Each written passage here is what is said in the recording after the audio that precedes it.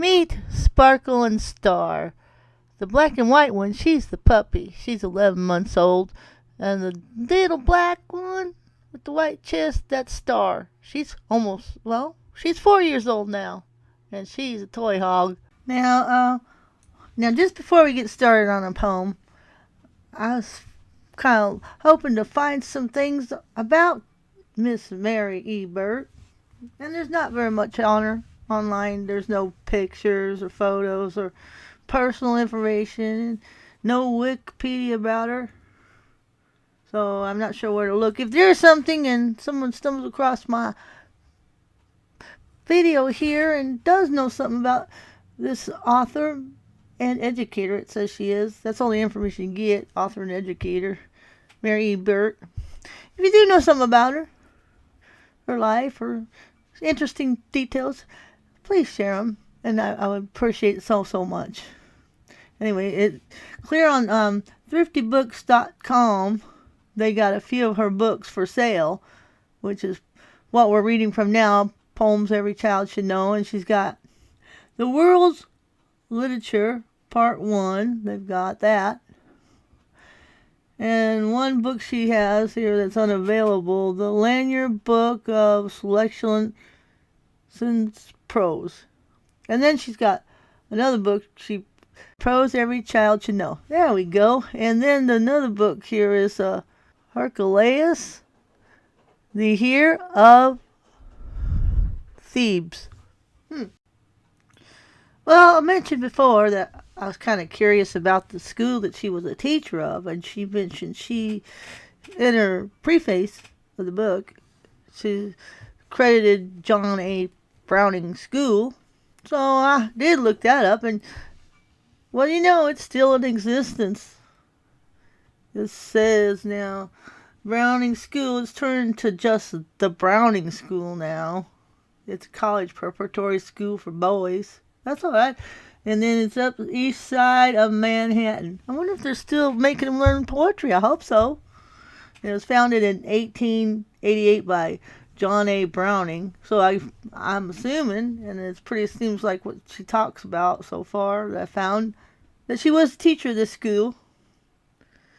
And I've got, instead of going to the webpage, I've taken a picture of a little bit of what the Wikipedia says. It says the school was founded in 1888 by John A. Browning to instruct the Rockefeller brothers. Well, how about that?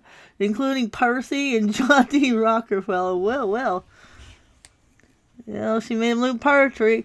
I wonder if that was a 10-year-old boy that liked that baby poem. Anyway, Arthur Jones succeeded Browning as a headmaster. 1920. Moved the school from West 55th Street to its present location on East 62nd Street. Expanded the extracurricular activities. Jones retired in 1948. Blah, blah, blah. And so on and so on. Hey, you can go to Wikipedia and look it up. And perhaps if you all, or any of you, anybody comes across the site and lives in New York, they probably know about it. Well, now they even show the present day school on Google Maps. So I went to a street view, and sure enough, there it is. The John A. Browning School, or as they call it, the Browning School. And boom, there it is.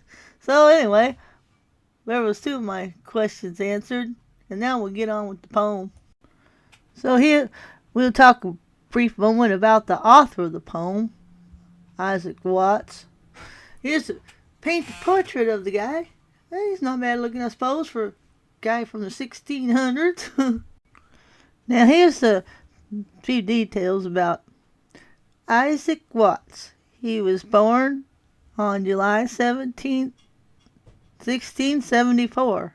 And then he passed away on November 25th, 1748.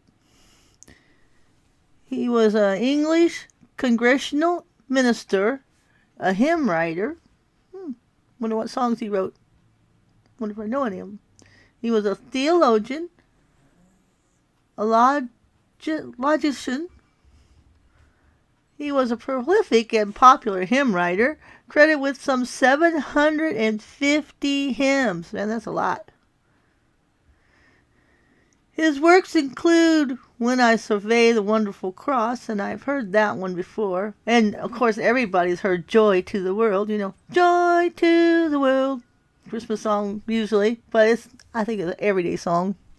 And then another one called Our God, Our Help in Ages Past. Now, I don't think I've heard that one, but out of 750 hymns, I'm sure I've heard more. He is recognized as the godfather of English hymnody. And now, finally, our poem. And in Miss Mary E. Burt's words, she says, "Let dogs delight to bark and bite." And how well I know that from my own dogs. By Issac Watts, 1674 to 1748. And he also wrote, no, he didn't write it. She likes another poem. Maybe we'll come across it. Little Drops of Water by Ebenezer Cohen Brewer. So there's some connection here. We'll find out probably. These are poems that the world can outgrow. Once in the mind they fastened, and they were not born to die. Let dogs delight to bark and bite. Let dogs delight to bark and bite, for God has made them so. Let bears and lions growl and fight, for 'tis their nature too. But children, you should never let such angry passions rise. Your little hands were never made to tear each other's eyes. Issac Watts. And that's so true. And I thank you for listening. And I hope you've enjoyed this. And as much as I've enjoyed sharing it, if you come across my site and enjoy it, I will really appreciate it. And I appreciate you. And God bless you all. Thank you. Until next time.